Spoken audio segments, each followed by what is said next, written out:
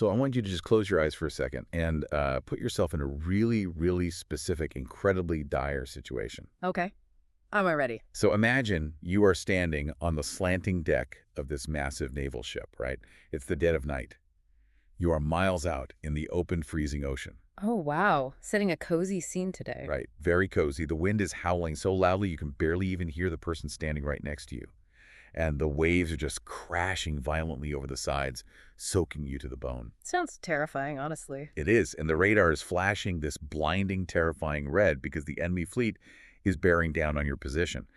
But here is the real kicker. Wait, it gets worse? Oh, it gets so much worse. Your ship has been completely stripped of its weapons, like entirely. You cannot fire back. You cannot run. The hull is already breached. Oh, man. Yeah, you are absolutely 100% without a shadow of a doubt going to sink straight to the dark bottom of the sea in like a matter of minutes. I mean, that is just the ultimate nightmare. It's a scenario where human instinct dictates absolute primal panic. Exactly. You would completely expect, shouting, trampling, sheer terror, the chaotic scramble for lifeboats that probably aren't even there. Total chaos. Total despair. But what does the captain of this vessel actually do? Let me guess. He doesn't panic. He doesn't even sound the general alarm. He doesn't Oh. frantically start handing out whatever life vests might be left. He doesn't even tell you to, brace for impact. So what does he do? He just turns to the assembled, shivering crew, gives this little urbane shrug, and says, well, lads, since we're all going down anyway, who wants a drink? That is just, it's the absolute definition of laughing in the face of doom. Right? It is an act of pure, unadulterated, stylish defiance. And that beautifully absurd image perfectly sets the stage for what we are going to be unpacking today. So welcome to you, the listener, to exploration number 75 of Porter-Pedia. Number 75. We are really getting into the weeds now. We are. This is our ongoing deep dive dedicated entirely to exploring the world, the work, and the incredibly razor-sharp mind of the legendary Cole Porter. And if you've been following along on this journey with us, you know that we've already spent some really incredible hours dissecting these classic Porter list songs. Oh, so many good ones. Yeah, we dug deep into the agrarian satire of farming. We explored the comparative masterpiece that is You're the Top. Which is still one of my favorites, honestly. It's brilliant, and we unpacked the mythology of They Couldn't Compare to You, and of course, we took a massive magnifying glass to Anything Goes. Which was just a blast. And seriously, if you haven't heard those deep dives yet, I highly encourage you to go back to the archives and check them out. Because those earlier songs really, they build the foundation for understanding exactly how Porter's mind worked. They really do. Like, they show how he used the English language, not merely to entertain a theater crowd, but to actively document the anxieties and the obsessions of his era. The shifting social structures, all of it. They absolutely do. But today, our mission is going to take us into slightly darker, yet ironically much more hilarious waters. I love when it gets dark and funny. Right. So today, we are exploring the references dropped in a magnificent, true, deep-cut track that is simply titled Drink. Drink. Just one word. Perfect. But before we get into the lyrical weeds of this song, I have to insist on a couple of things for you guys listening. Oh, here come the plugs. You know it. First, if you love this kind of lyrical archaeology that we do here, you absolutely must buy the book, Porter-Pedia. It is genuinely an astonishing piece of scholarship. It really is. It explains every single reference Cole Porter ever dropped in his music. We're talking about over 2,600 individual cultural touchstones. 2,600. Just let that sink in. It is an absolute treasure trove, like a Rosetta Stone for mid-century American culture.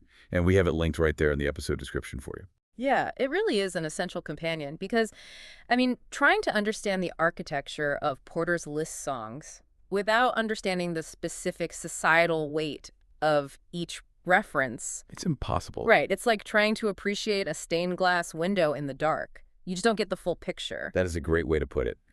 And the second thing, which is also linked right there in the description, is a brilliant performance of the song Drink.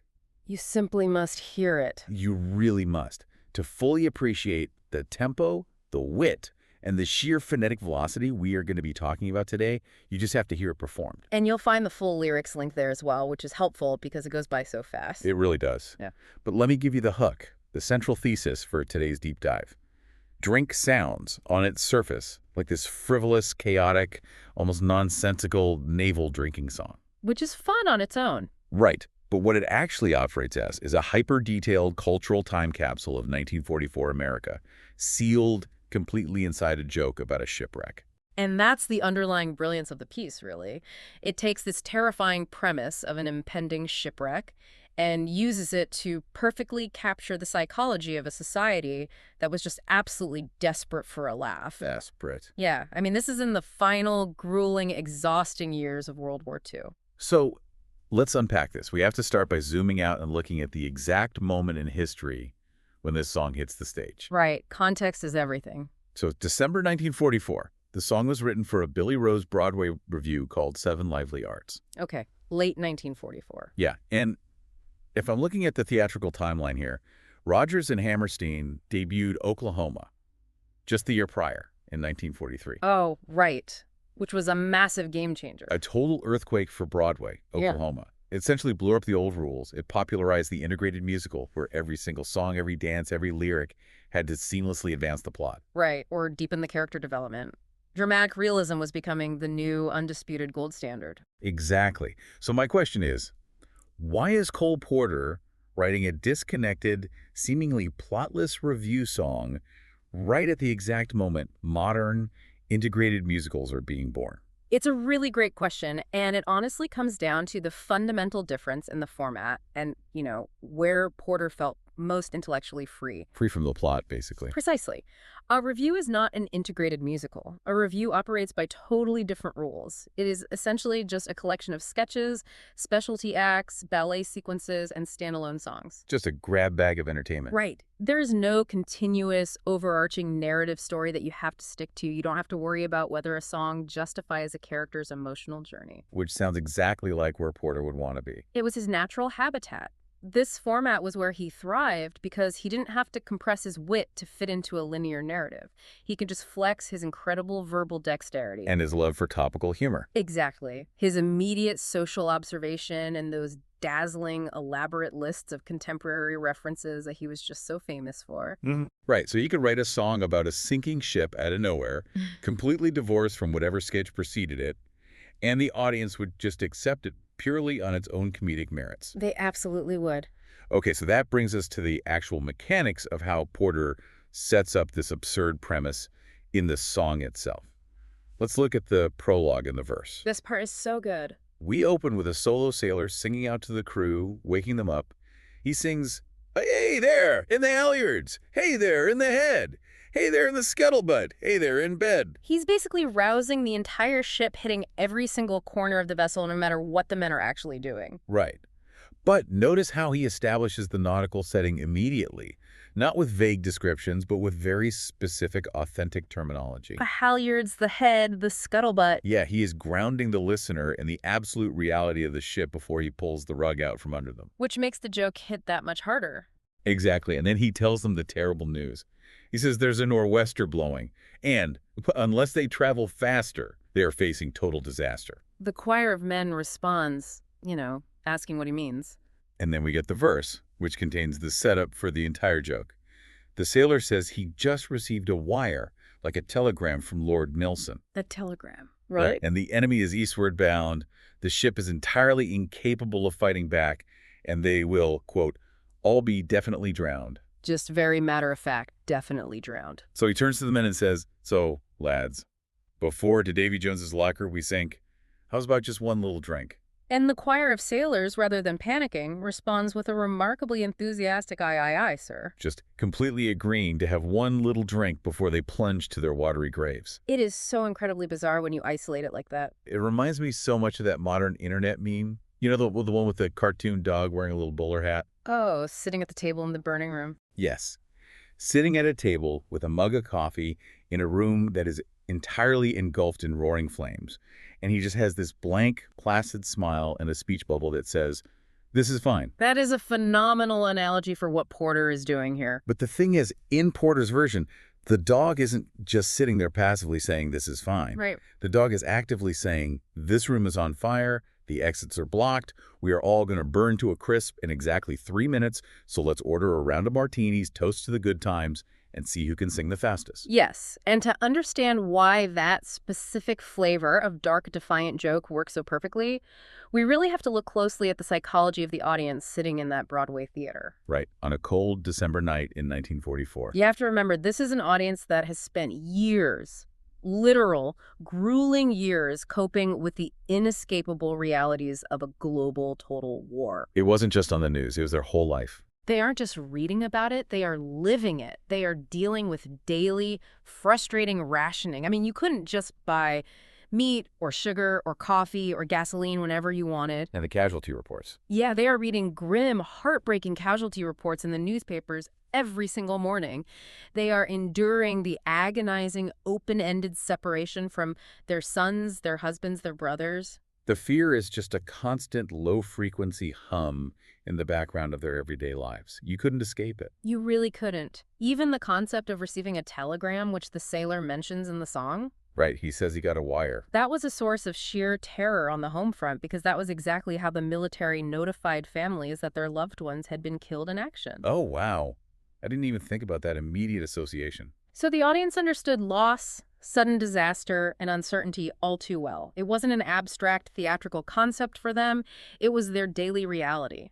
So when Porter puts these sailors on a doomed ship, the audience instantly recognizes that feeling of impending, uncontrollable doom. But what Porter does next is a profound psychological pivot. He totally flips the script on the terror. Exactly. He takes that uncontrollable fear and he actively converts it into manageable laughter. By reducing the ultimate terrifying catastrophe, death at sea in the middle of a war, to nothing more than a convenient excuse for a final, cheerful toast. Right. He offers the audience a massive dose of emotional relief. Entertainment during the war wasn't just a frivolous distraction, you know. Oh, it had a job to do. It functioned as a vital release valve for fears that could not otherwise be controlled or expressed. He is giving them permission to laugh at the very thing that is keeping them awake at night. That is such a powerful way to frame it. And I mean, to make that absurd premise really work, to make the contrast between the terror and the comedy actually pop, Porter had to build a world that felt simultaneously grand, authentic, and totally ridiculous. Right, a delicate balance. Which leads us to look at the nautical framework he builds the joke on. Look at the naval lore he drops right at the beginning. It's a very specific, carefully curated set of references. So the sailor says, "I just received a wire from Lord Nelson." Now, Lord Nelson is Admiral Horatio Nelson, the legendary British naval hero who was most famous for his spectacular victory and his own death at the Battle of Trafalgar, all the way back in 1805. A man who, over the centuries, became the ultimate mythical symbol of naval courage, tactical genius, and steadfast leadership. But hold on, let me play devil's advocate here for a second. Do it. Why on earth is a supposedly modern, mid-20th century crew receiving a telegram from a British admiral who has been dead for 130 years? I mean, it's completely anachronistic. Well, the anachronism is the entire point of the joke. Okay. By having a modern sailor receive an urgent wire from a historical ghost, Porter immediately establishes for the audience that this is not a serious, gritty naval simulation. Right, he's winking at them. Exactly. It adds this mock grandeur to the situation. It's deliberately absurd, but there's a secondary, incredibly clever, and really sensitive reason he chose Nelson and these other specific historical terms. You're talking about the other references, like Davy Jones's locker, the mythical ocean floor resting place for drowned sailors. Yep. And the man-o'-war, which was an old poetic term for a heavily armed sailing warship from the 16th to 19th centuries, completely obsolete by the 1940s. Right. And of course, the King's Navy, which is a comic, highly theatrical pronunciation of the British Royal Navy, straight out of a Gilbert and Sullivan operetta. So if you take all those references and look at them together, what do they have in common? Well, they are all British, and they're all rooted deeply in history or theatrical myth. Exactly. And you have to remember, in 1944, America was in the thick of a horrific, bloody naval war in both the Pacific and the Atlantic. Oh, right. The Battle of the Atlantic. Yeah, which was a terrifying campaign against U-boats. Actual American sailors were dying in freezing waters every single day. Wow. So if he had referenced contemporary American admirals like Nimitz or Halsey, Or if he had named modern American battleships or referenced U-boat torpedoes, it wouldn't have been funny. It would have been traumatizing. It would have touched a very raw, very real nerve for people sitting in that audience who had family on those exact ships. It would have been way too real. The comedy would have completely evaporated into grief. Ah, that makes perfect sense. Yep. Porter was really a master of tone. He was. By using historical British naval traditions and operatic terminology, he evokes the themes of the military and the ocean in a way that is patriotic, because Allied cooperation with Britain was absolutely central to the wartime narrative, but it remains safely, distinctly comic. It provided a buffer. Right. It allowed the audience to laugh at the idea of naval danger without ever having to think about the grim reality of contemporary combat. That is such a delicate, empathetic tightrope to walk, and he executes it with just a few well-placed words. It's brilliant writing. So the sailors accept their fate, they get their ghostly telegram, and they start to sing. And this is where we get into the absolute art of the patter song format. Yes. Yeah. The mechanics of this are so cool. The refrain kicks in. Drink, drink, drink while we live. Let us live in clover. Drink, drink, drink. When we're dead, we'll be dead all over. It acts as this heavy, rhythmic anchor for the whole piece. It functions almost like a primal traditional drinking chant. It's meant to be sung with a mug in hand, just slamming it on the table on the beat. Yes. And that sturdy, predictable chant is what allows the verses to just accelerate into these breakneck patter sections. The velocity of it is wild. I want to spend a moment on the mechanics of a patter song, because what fascinates me is how Porter uses it here. He uses complex internal rhymes and this incredible conversational velocity rather than strict, leisurely poetic meter to just physically overwhelm the listener. Right. He hits you with a cascade of cultural references so incredibly fast that you barely have time to process the first joke before the third one lands. Which is exactly what a patter song is designed to do. It's a fascinating musical mechanism that originated largely in comic opera, particularly with Gilbert and Sullivan in the late 19th century. Okay, so Gilbert and Sullivan again. Yeah, and the core mechanic of a patter song is cramming an excessive number of syllables into a very strict, usually fast-paced musical tempo. It physically forces the singer to deliver the lines breathlessly. And how does that serve the specific story of Drink? Well, think about the physical reality of the characters in the song. The ship is sinking, the water is rising, time is literally running out. Oh, I see where you're going with this. By utilizing the patter song format, Porter makes the lyrics mimic the rising panic. The singer has to race against the tempo just like the sailors are racing against the rising water. That is brilliant. The breathless delivery physically mirrors the anxiety of the situation, even as the words themselves remain incredibly witty and urbane. So the structure of the song is actually reflecting the physical environment of this sinking ship. I love that. Yeah. So let's look at the actual words he's cramming into that structure. The catalog itself. Right. Let's dive into the beverage catalog in Patter 1. This list is bizarrely specific, and it whipsaws the listener across the social spectrum. It's all over the place. They start by toasting to October Ale, which is a strong, aged, very traditional English ale. Then, in the exact same breath, they toast to Pink Champagne, a luxurious, sparkling wine associated with pure, unadulterated glamour and the highest echelons of society. The absolute top tier. Then it's immediately down to gin and orange juice, a popular, highly accessible, everyday mixed drink. Then we get to Wine Drink to Moselle, which is a light, fruity, imported German white wine, followed immediately by the line to Hell of Burgundy, dismissing the famous, highly respected French wine region. It is a whiplash-inducing tour of the world's bars, pubs, and elite wine cellars in about 20 seconds flat. It is. But then, right in the middle of all this alcohol, right after toasting imported German wines and French regions, there's this line, drink to the 7-Up we got in Maine. 7-Up. 7-Up. A lemon-lime soft drink that was only introduced in the late 1920s. Why on earth does a mass-produced non-alcoholic soda share a lyric with luxurious pink champagne in a song about hardened sailors drinking themselves into oblivion before they drown? That juxtaposition is classic Cole Porter. It is the masterful technique of elevating the mundane and simultaneously deflating the elite. How so? Like, what does putting 7-Up in there actually achieve? Well, by putting 7-Up, a completely recognizable, cheaply priced, everyday American brand on the exact same linguistic level as pink champagne or imported Moselle, he is creating a massive comic contrast. Whoa. It highlights the absolute absurdity of the list. I mean, when you are moments away from death, the distinction between a priceless vintage wine and a nickel bottle of soda completely vanishes. That makes a lot of sense. Furthermore, it grounds the song in very contemporary, relatable American life for his 1944 audience. 7-Up was heavily marketed during the war as a refreshing, wholesome American product. And tying it to Maine. Tying it specifically to Maine just adds a phonetic bounce to the rhyme scheme, sure, but it also evokes a very specific rustic American imagery, contrasting sharply with the cosmopolitan flair of champagne or Burgundy. He does the exact same thing with the social mashup he creates right after the drinks. Listen to the organizations these doomed sailors are toasting. Social clubs. Yeah, they sing, "Drink to the members of the Racquet Club." Now, the Racquet Club refers to the Manhattan Racquet and Tennis Club. It is ultra-exclusive, deeply steeped in old money, and filled with wealthy New York elites. Very fancy. Then they immediately toast our alma mater, Eli Yale, which refers to the founder of Yale University, which was, of course, Porter's own beloved Ivy League alma mater. Very prestigious, very upper crust, highly gate-kept institutions. Right, but then without missing a single beat, they toast to the members of the Souse family.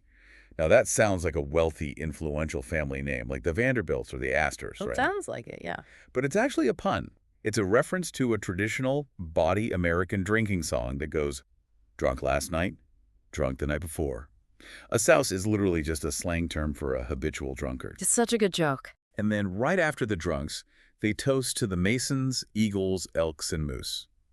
These were the major working to middle-class American fraternal organizations that were ubiquitous in the mid-20th century. Known for local charity work and community social activities. Right. So if you look at that list on paper, you have to stop and ask yourself, what do Wall Street billionaires at the Racquet Club, Ivy League Yale alumni, a fictional family of town drunks, and the local chapter of the Moose Lodge have in common? Absolutely nothing, except for the fact that they are all currently being toasted on a ship that is going to the bottom of the ocean. Exactly. And that connects to the broader, much deeper theme of the song. When you really analyze it, this isn't just a song about alcohol consumption, it's a song about communal resilience. Okay, unpack that a little. Throughout human history, a drinking song is, at its core, a ritual of solidarity. When you raise a glass and share a toast, it creates a temporary, powerful unity among people who might otherwise have absolutely nothing to do with each other. Oh, that's beautiful.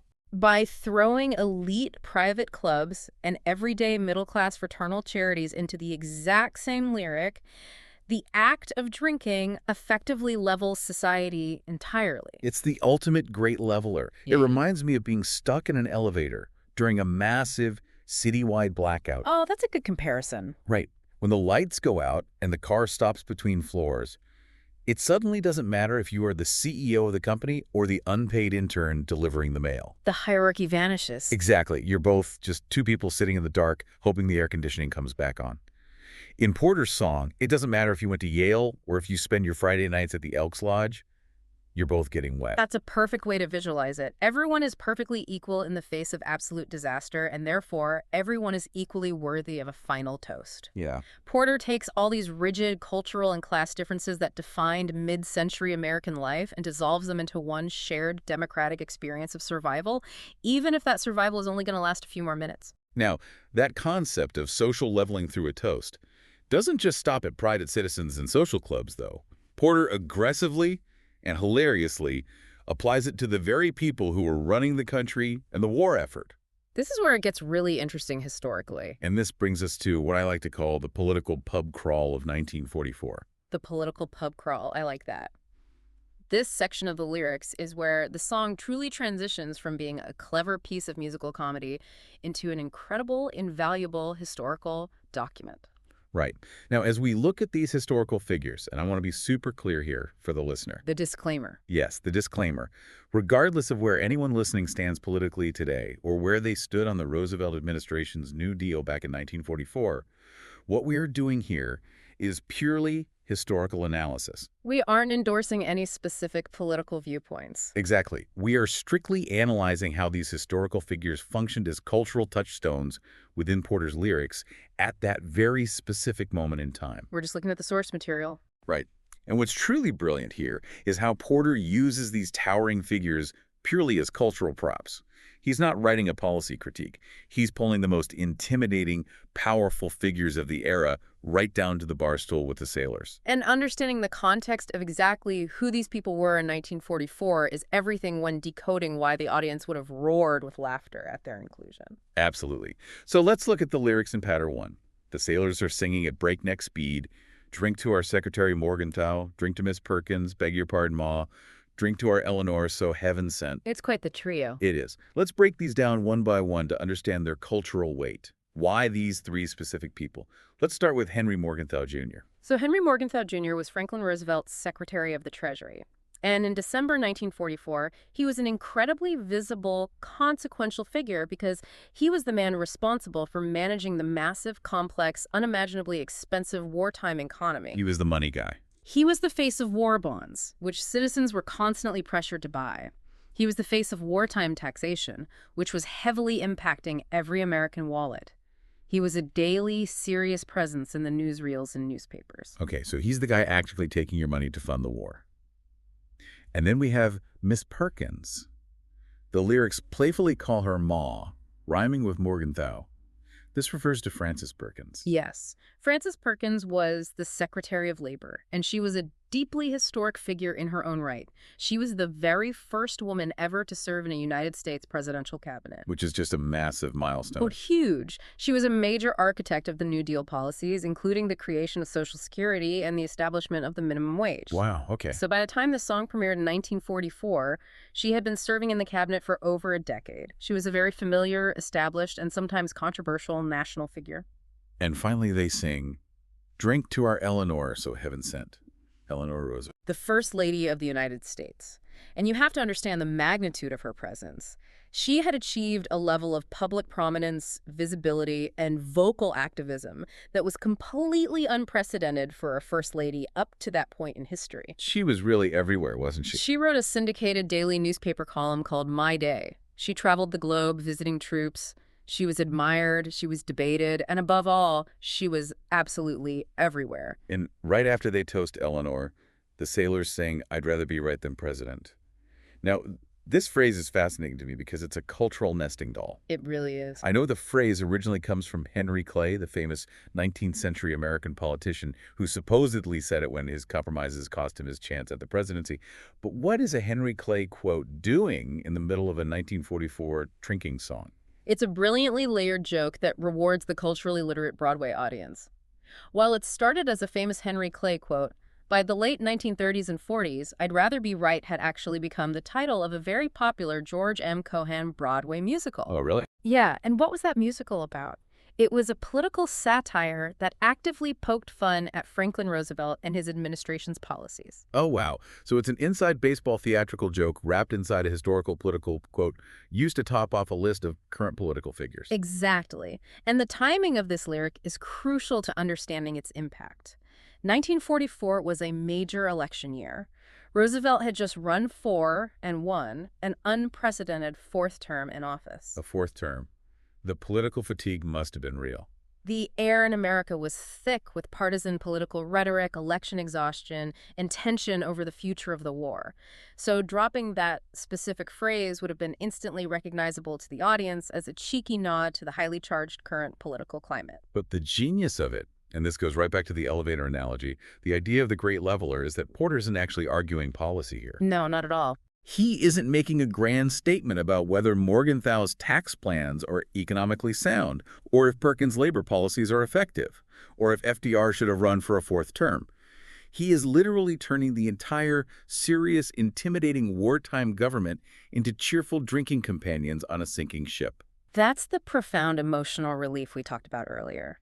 Politicians, especially in the middle of a global wartime crisis, represent authority, control, and very often bad news.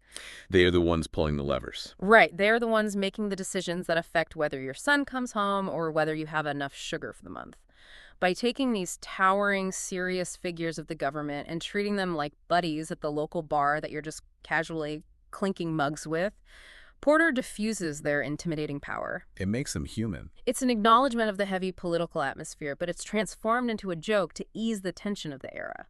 The government isn't above the disaster. They are down in the water, in the toast, with everyone else. It's remarkably humanizing. And it seems like Porter didn't just find comfort in mocking politicians to ease the tension of the era. He also found deep comfort in looking backward. Nostalgia is a powerful thing. Even as his own professional world, the world of Broadway, was dramatically shifting around him, he spends a huge portion of the song affectionately looking back at the theater of his youth. The theatrical references in the latter half of this song are extensive, and they tell a very poignant, somewhat bittersweet story about Porter and his relationship to his art form. It's a dizzying roll call of names and titles. Let's look at the back half of Patter 1. Okay. The sailors sing, "Drink to the Desert Song" and "Rosemarie." Drink to Sigmund Romberg, our greatest prize. Drink to the student prince that shows sublime. And please don't forget Jeanette in Blossom Time.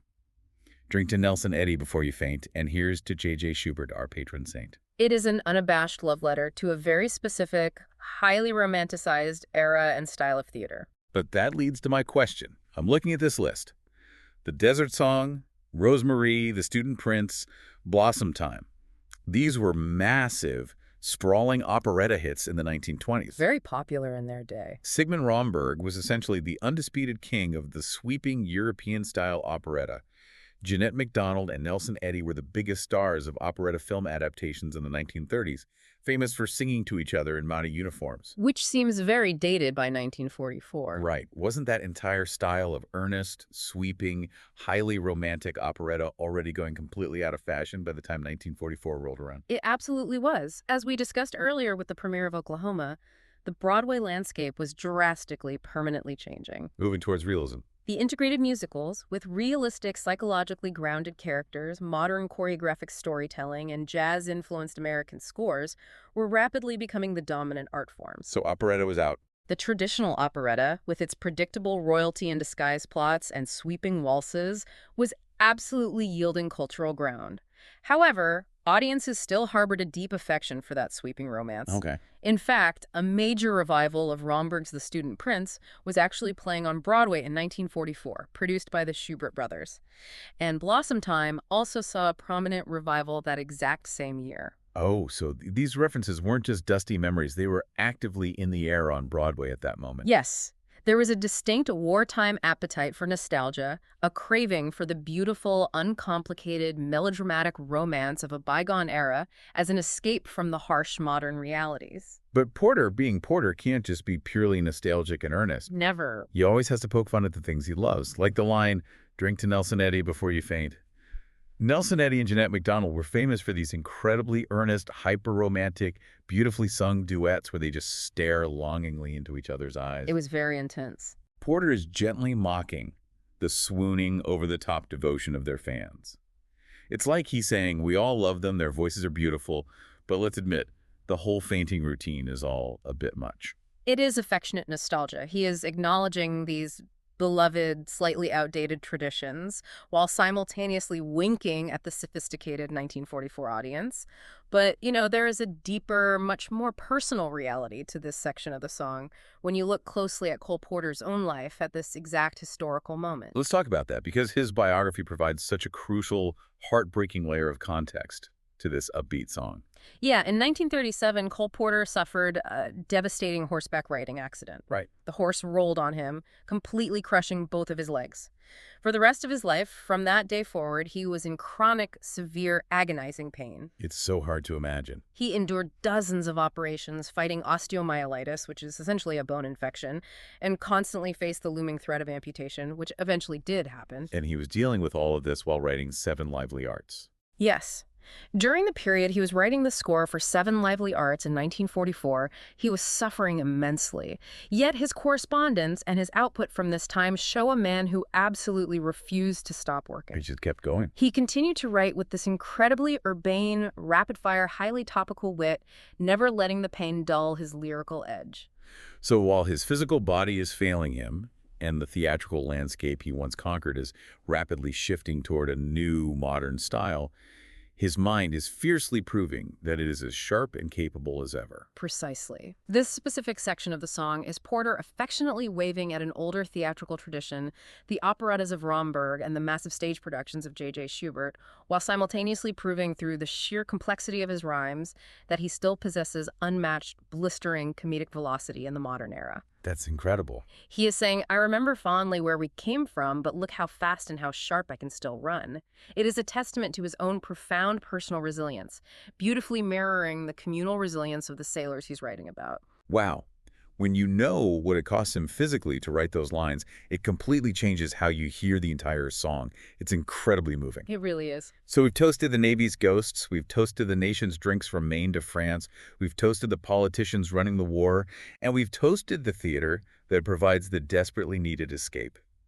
We've reached the second refrain, where the choir enthusiastically sings drink to everything, including the kitchen sink. And from here, the song just has nowhere to go but completely off the rails. It really does. It is a masterclass in controlled, escalating chaos. We enter patter 2, and what I love here is the total, deliberate breakdown of logic.